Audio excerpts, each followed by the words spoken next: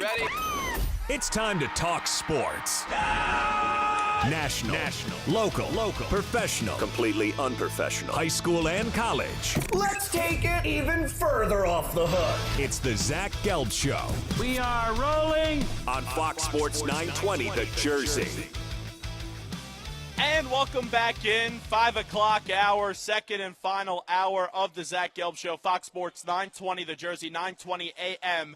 Bucks, Burlington, Mercer counties, or worldwide on the web at 920thejersey.com. We're here today at On the Border in Mount Laurel, New Jersey, getting you ready for the EAGL-ES Eagles game tonight against the New York Football Giants. Birds trying to get back in the win column and trying to prevent the New York Football Giants from clinching in the city of Philadelphia. We're actually going to put the Eagles talk on the back burner just briefly because the Sixers have a big man situation that we've been documenting all week long. And I thought the perfect person, and I actually thought about him on Friday night when this whole thing really got started. If I'm thinking about Spike Eskin on a Friday night, that's a problem. But I did think about him because I know he's the leader of this Trust the Process Nation, and he's the most loyal Sixers fan that I know, and he runs Sports Radio 94 WIP. So I wanted to bring my friend Spike Eskin on the Zach Gelb Show right now to talk some Sixers. Spike, appreciate a few minutes. Thanks so much for coming on. Happy holidays, and how are you, my friend?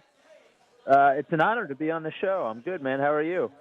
I'm doing great. I can't complain. So I actually feel like I'm going to be a therapist right now, and I'm just going to sit you down on my couch through the telephone, and we're going to just talk things out. I just want you to be honest with me and vent right now.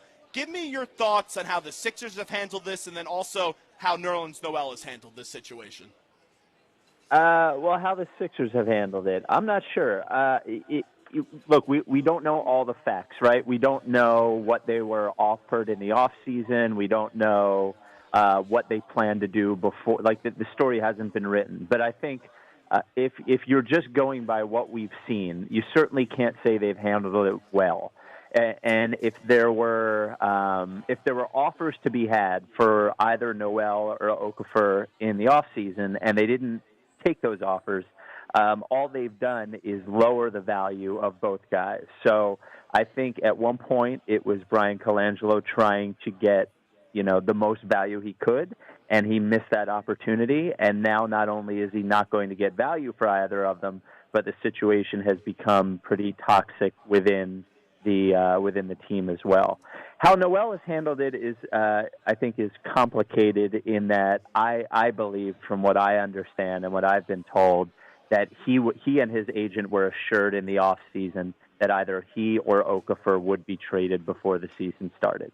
So, if you remember last year, he played out of position most of the year because of Okafor, and Okafor is so limited defensively that, it was Noel who had to sort of try to adjust, and I think it hurt his game a little bit. And I think going into a contract year, he wanted some assurance that he was going to be able to put himself in a position to earn the most money he could, and they assured him he would, and that he would either be somewhere else or Okafor would be somewhere else. And here we are, the beginning of the season again, and neither guy is gone. And I think he was upset, and I think he lashed out a little bit, and I think his agent probably instructed him not to come to camp and not to play. And though I don't think he's handled it perfectly, I can understand why he's so upset.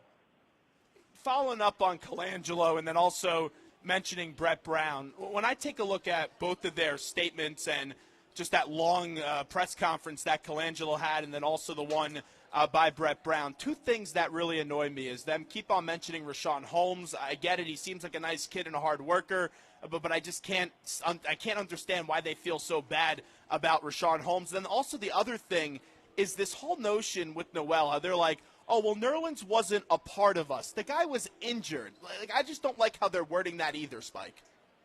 Well, and there was a lot of what they said that was hypocritical. Colangelo said he wasn't going to play, but he wasn't benched. Colangelo said that, they can't trade him until everybody knows that he's healthy and that he can play, but also that they're not going to play him. The whole your point about Rashawn Holmes is absolutely right on, in that people think because Rashawn Holmes can dunk and has blocked a couple of shots that he's the same sort of a a player that Noel is, and he isn't. He's not even close. He's actually older than Noel, which is crazy to think about. And the other notion that Noel is some sort of prospect that they don't know what they have in yet. The guy has played more minutes for the Sixers over the last 2 years than any other player. He's average. I think you at least have a baseline. Everyone in the league and the Sixers have a baseline of what they think Noel is, and I think I think all they did, and I don't know what Brett Brown's supposed to do. On one hand, he's supposed to keep the team together, and I could understand him not wanting to give Noel the benefit of the doubt if he purposely sat out and purposely got that surgery. But on the other hand, then tell us what that is. Colangelo sort of said the opposite of what Brett Brown said. I think they just dug themselves a deeper hole when they talked. Spike Eskin with us right now on the Zach Gelb Show, Fox Sports 920, the Jersey. There's another notion that they're just doing this to showcase Okafor, because we all know the Sixers are desperate to make a trade. It would be an odd way of doing it just because the way they treated Nerlens Noel and some of the side comments in the media. Do you believe they're trying to showcase Okafor, and that's why they elected to go with him right now? No, I don't think so. I don't think anything they've done has made anybody look better, right? Nerlens Noel looks worse than he did, at least in public perception a couple of months ago.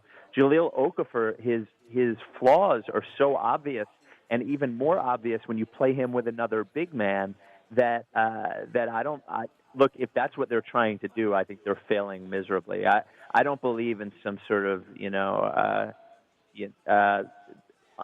I guess, alternate plan in which they're outsmarting everybody else by doing this. And I can tell you that if that's what they're doing, the Nerlens Noel camp does not know that that's going on and is still very, very angry with the Sixers. If that's what they were doing, wouldn't they have sat Nerlens Noel down and said, hey, this is what's going on. Don't trash us publicly. Yeah. And then it got even worse when Embiid says that Noel is his best friend on the team and he wants to play with him, and he doesn't like playing with Okafor. It's unreal what's going on.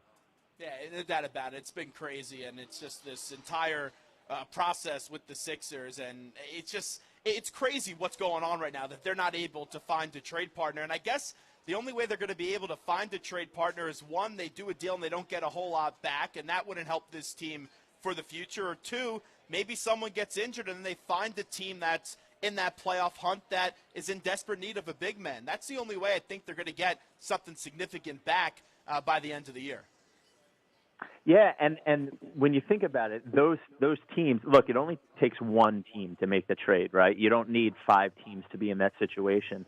But I think there are so few teams that really have an opportunity to win a championship this year that the odds of them sending you something significant to win this year are pretty low. I think since both guys are young, you're probably better off. Minnesota is an interesting team that has what's the word I'm looking for? Has been underwhelming this year. Yeah, underachieved this year. And a guy like Noel, you could play a guy like Noel or a guy like Okafor with Towns, and maybe there's something there. They've got too many point guards. It doesn't look like Levine works over there either, so maybe there's something there. But yeah, I don't know, and I don't think anything's going to happen until the middle of February, until the trade deadline either. So I think we're going to have to sit with this for a couple of months.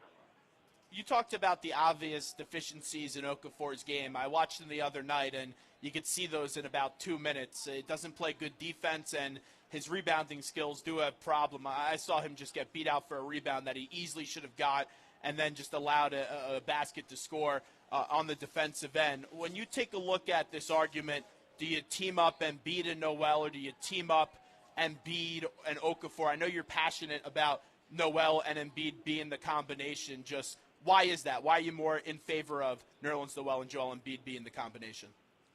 In the NBA, the center position, what the most important thing that a center can do is protect the paint and be able to play pick and roll defense. And Jahlil Okafor doesn't do either of those things. And forgetting about the fact that offensively last year they were worse on the court with Okafor on the court than they were with Noel, believe it or not. I mean, the team was actually better offensively with Noel than they were with Okafor. Forgetting about that, that's the most important thing you can do. So even if they're not starting together, if Noel is your first big off the bench and you're playing him 26 or 27 minutes a game, and he and Embiid are sharing the court for 8 or 9 minutes, I think that is a much more tenable and a much, I think it makes your team much better. Not only do I think they can work together better, I just think it makes your team much better. The entire 48 minutes, you're going to have a guy, an elite rim protector, and I don't really think there's another team in the NBA that can say that they have that. You take a look last year, and just shows you the importance of that rim protector position in the NBA and what Noel can provide to this team. You just take a look at the finals. Bogut went down, and I know LeBron and Kyrie went on a spectacular run, but LeBron, his flaws in the finals have usually been up against a solid rim protector, and when Bogut went down, that really did help him. So I think that even strengthens the argument more to keep Nerlens Noel around, in my opinion. But yeah, and look at how important what Tristan Thompson did for the Cavs was his ability to be able, every time they ran a pick and roll on Tristan Thompson and he got switched onto a smaller player, he had the physical ability and the defensive prowess to be able to do that. And I think, though I don't think playing Embiid and Noel for long stretches is optimal, you can have either one of those guys. Both of those guys can do that, Both of those guys can either switch on a pick and roll or hedge hard on a pick and roll or protect the paint. And I just think it makes you a better team. I really don't know. Not only am I higher on Noel than I am on Okafor, I don't really know, aside from a 18 or 20 minute a game offensive specialist, what Okafor is in the NBA. I think he's got a lot of skills and he'll probably improve, but it's rare that a guy's defensive rebounding goes from as subpar as his is to even passable. And defensively, he's so bad that I don't know. People compare him to Enes Kanter a lot because neither of them are good defensively. But Enes Kanter's like a really, really, really good rebounder, and Okafor is not. So I don't even know what Okafor's role is in the NBA. Spike, before we let you run, I just want to ask you one thing about the Eagles, but just ending up the Sixers conversation with you. When you take a look at the ovation of Nerlens Noel, and like I've been telling you, you're the biggest Sixers fan I know, and seeing those videos of you when they got the number 1 pick was just absolutely awesome. Just what was the reaction, since you're so plugged in with the process people folks, what was the reaction with that standing ovation on Twitter when the fans gave him a standing ovation a few nights ago? I got to tell you, it was sort of like it's almost like our small minority group of weirdos have become the majority somehow, and like there's the groupthink has gotten much bigger than I ever planned on it, because when you think about it, in Philadelphia, a guy who requested a trade, basically publicly trashed the organization, and then got voluntary surgery so he wouldn't have to play with the team, checked into the game and got a standing ovation.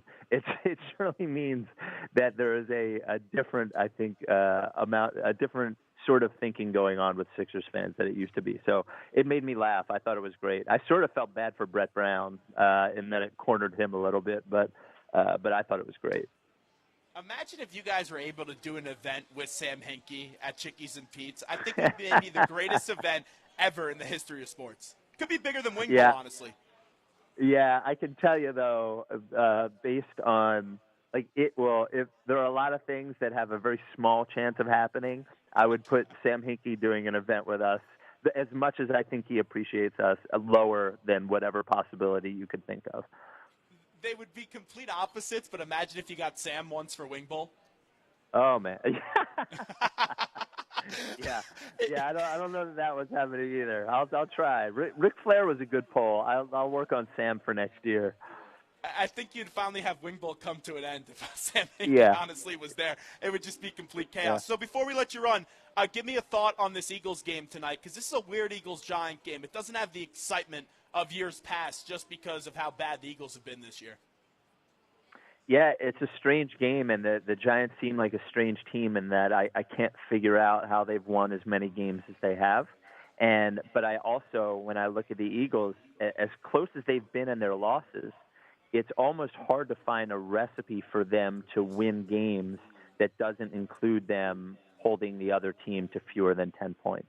or unless they're able to get, turnovers for touchdowns or special teams touchdowns. That said, the Thursday night games are weird, and it's a home Thursday night game, and they need a win very badly. And it's hard. They've just been a hard team to really predict because it's been such a struggle for them to score points. So I think the only way they win this game is if they're able to hold the Giants to less than 14 points, and then maybe they'll be able to figure it out. But that's the recipe. Spike, appreciate the time. Thanks so much. Thanks, Zach.